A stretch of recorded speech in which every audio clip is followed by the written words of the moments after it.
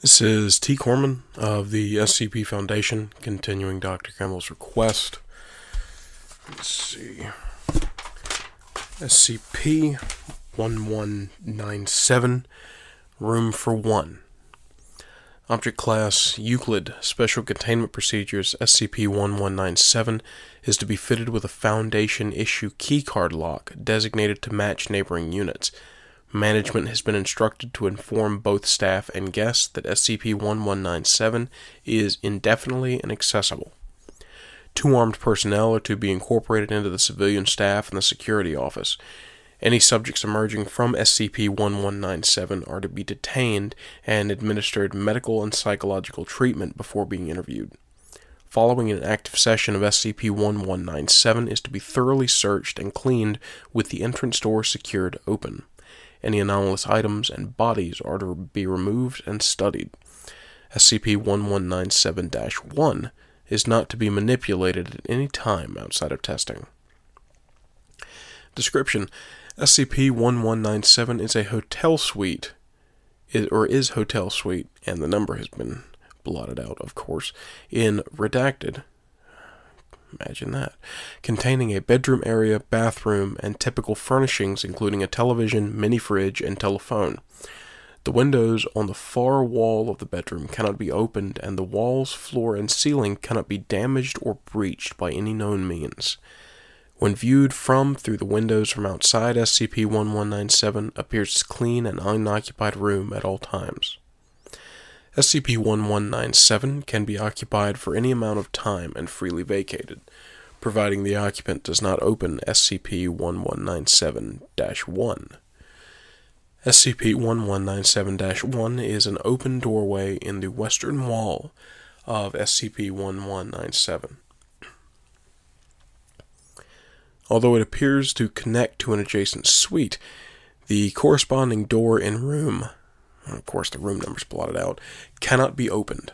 SCP-1197-1 remains locked unless the entrance door to SCP-1197 is closed, at which point SCP-1197-1 can be opened.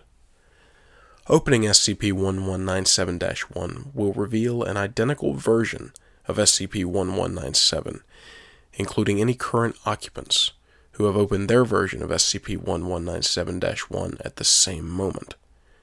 New instances of subjects exhibit accurate knowledge in response to questions of identity and act in a similar manner.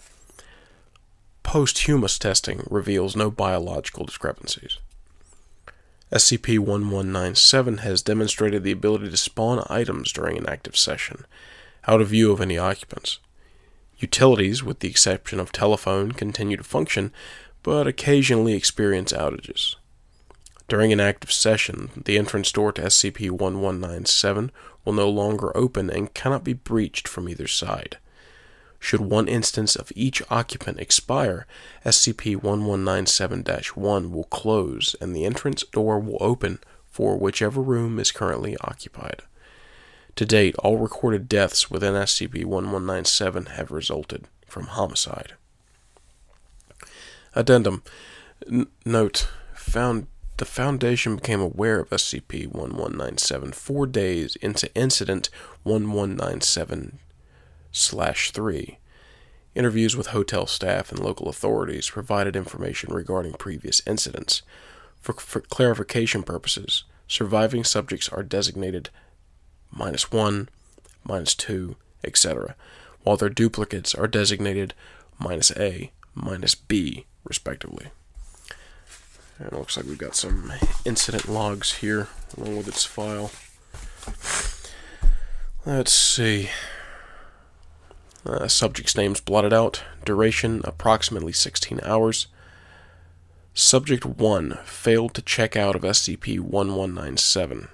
Hotel staff could not open door. Authorities notified. Before police arrived, subject exited SCP-1197, appearing distressed and acting violently towards anyone approaching him. A battered body similar in appearance to the subject was discovered in SCP-1197. Subject arrested and interrogated before committing suicide in police custody. Interrogation logs provided rough details of SCP-1197 active session. during which the subject -1 accused subject -A of lying about his identity, denied the reality of the situation, and attempted escape. Eventually, the subject -1 subdued and tortured subject -A to gain additional information and/or freedom. Subject -A expired from inflicted injuries, at which point SCP-1197-1 closed and the entrance door opened. Posthumous DNA testing revealed a match between the subject -1 and subject -A. Subject blotted out. Duration unknown.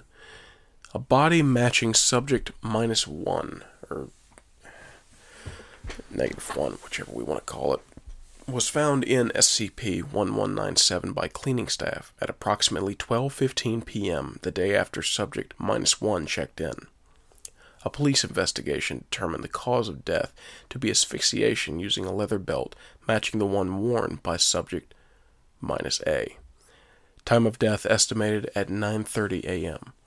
Hotel security video and front desk logs show subject -1 exiting room and checking out at 9:37 a.m. Subject -1's current location is unknown.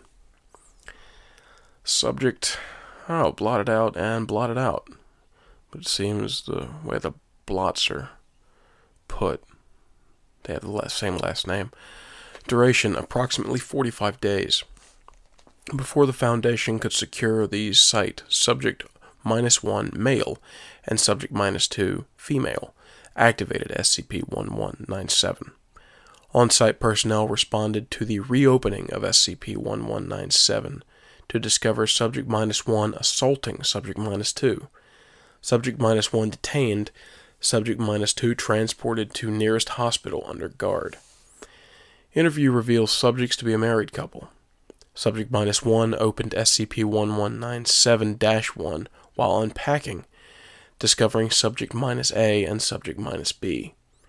After a few hours of panic and argument, subject -2 and subject -B were able to claim their husbands, and all four agreed to rest and await rescue. Subject -B discovered wrapped sandwiches in their mini-fridge which hadn't been there previously, sharing them amongst all four subjects.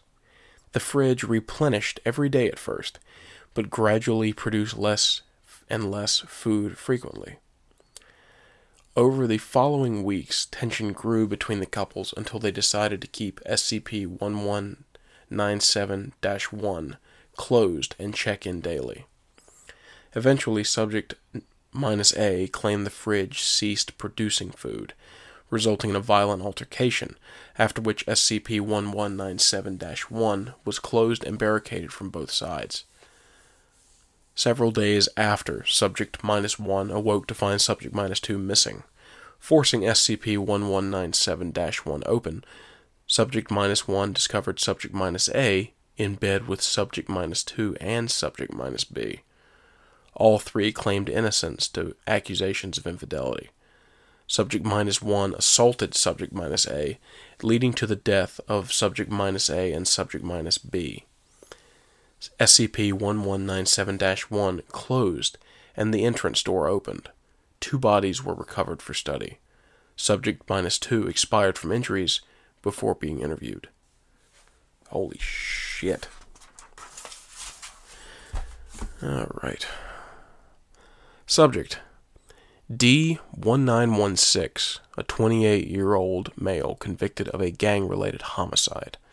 Duration approximately 9 days.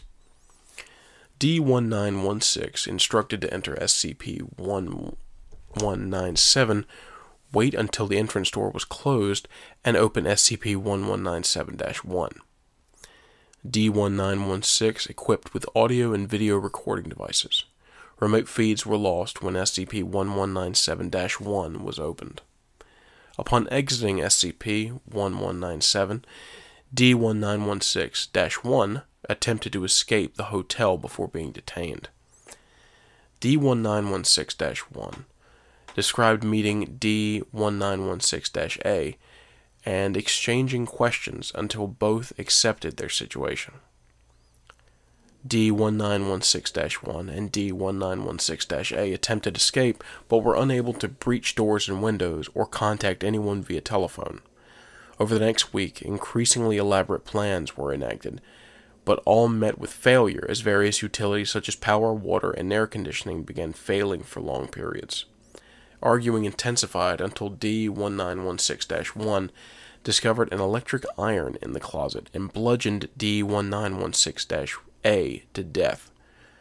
SCP-1197-1 closed and the entrance door opened. Body, iron, and 2 recording devices recovered for study. Recovered recordings show a clean, quiet, and unoccupied room, matching that seen through the windows.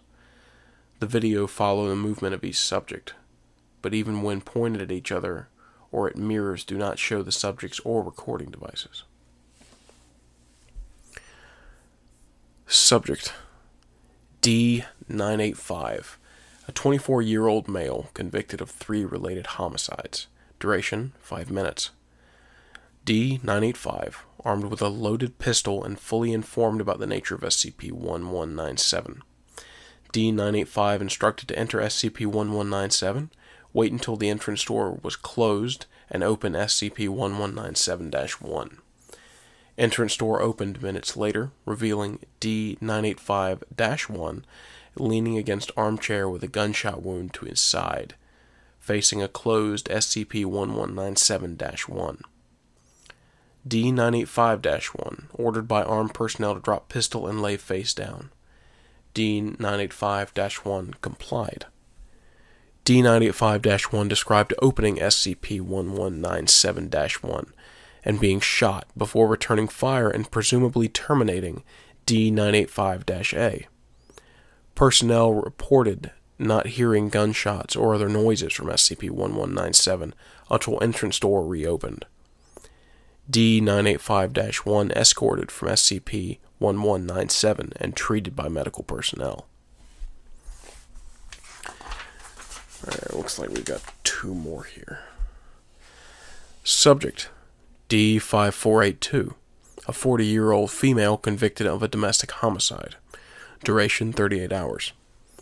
D5482 instructed to enter SCP-1197, wait until entrance door was closed, and fully explore the room. After 38 hours, entrance door opened, but D5482-1 did not exit. Security personnel entered SCP-1197 and discovered D5482-1 sitting on the bed, cradling D5482-A, who had expired from a gunshot wound to the temple. A single pistol was found on the floor which had not been issued to the subject. D5482-1, body and pistol removed from SCP-1197. D5482-1 was calm and refused to describe her experience, explaining only that she had dealt with her issues. Okay, subject, Dr. Harrison. Duration, ongoing, 96 days as of most recent project report. Following extensive psychological examination, head researcher Dr. Harrison was cleared to activate SCP-1197 for direct study. Subject provided with a standard survival pack, 30 days of rations, and 1 week's worth of emergency drinking water. Various additional supplies approved, including clothing, books, writing materials, and board games. And that's all it's got. Huh. Well, maybe. Great minds think alike. They might be getting along and playing Risk or something like that. But that was SCP-1197, Room for 1.